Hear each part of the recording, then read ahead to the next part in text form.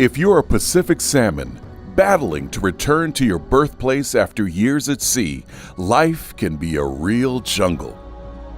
An epic struggle for survival where every one of your superb physical attributes is put to the test, including your uncanny ability to persevere, even in the face of enormous obstacles. Each spring or fall, millions of these remarkable fish migrate inland from the Pacific to complete a do-or-die odyssey back to the freshwater rivers, lakes, and streams where they hatched years before. They are so focused in their quest that nothing, including rocks, rapids, and half-ton eating machines, can discourage them from pouring every ounce of strength into an effort that will ensure the future of their species. An astonishing display of the salmon's relentless drive and finely tuned navigational skills occurred more than 60 years ago in the Northern California community of Oric. Here at the Prairie Creek Fish Hatchery, a startling discovery revealed a migration journey almost beyond belief. On the morning of December 2nd, 1964, a 2-year-old male coho salmon was found swimming among hundreds of juvenile fish in one of the hatchery's 4 concrete rearing ponds.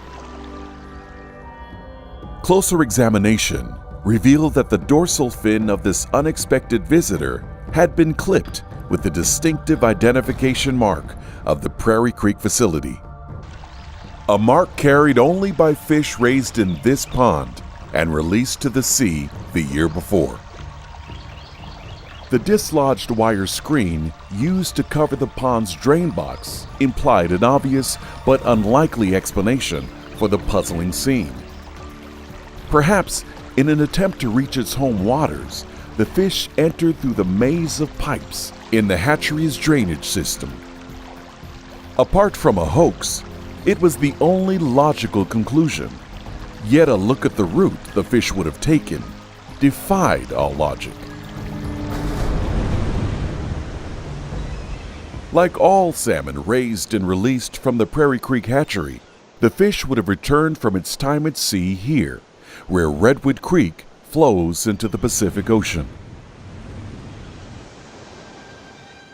Traveling upstream, along with the other now mature survivors from its brood year, the migration route led the fish 3 miles to the junction of Redwood and Prairie Creeks. Faced with a choice, it paused for a moment to pick up the scent of its home waters and then continued north.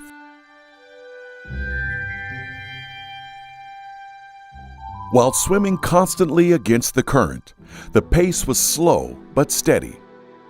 And after 2.5 miles, the fish reached the junction of Prairie and Lost Man Creeks to face another critical decision. Pausing here, the salmon picked up the familiar scent of home, now coming from 2 different directions. 18 months earlier, the fish had been released here, behind the hatchery, into Lost Man Creek. Yet, instead of retracing its path east and back to where its life began, it chose to resume a northbound course. The reason for this unusual decision could be found near the highway, 100 yards to the east. Directly below the road, well water, draining from the hatchery pond where the fish had been raised, trickled out through a culvert underneath U.S. Highway 101. Normally, this water would be absorbed by the porous ground before reaching Prairie Creek.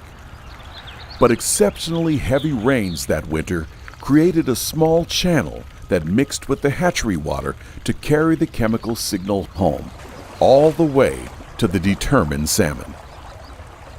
Now locked in on the familiar scent, the fish would leave the creek to enter the shallow rivulet, only a few inches deep, then swim through the tangled vegetation to the opening of the culvert.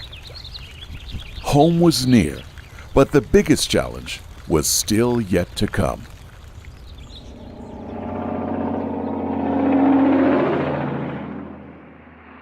After crossing under the highway, the fish would swim beneath this parking lot to enter a storm sewer covered by this metal grate. Here, as excess water poured out upon the fish, a final burst of daylight illuminated its jump into this 12-inch pipe. Then, in the darkness, the salmon would swim under the parking lot toward its final destination, only to meet a hopeless dead end. Beneath these walkway boards, less than 15 feet from the rearing pond, the fish would find itself trapped within a concrete flume. Yet, spurred on by the now overwhelming scent of home water that poured in around it, the exhausted traveler refused to give up. Searching for an escape, it would locate the opening of a 4-inch drain pipe. Then, squeezing its body inside, it rammed its way forward until again being stopped, this time by a 90-degree upward bend. Drawing upon its final reserves of power and will, the fish would make the turn, then squeeze its body upward to be faced once more with another massive obstruction. The remaining 3.5 feet of standpipe was covered with a framed screen, weighing more than twice as much as the fish.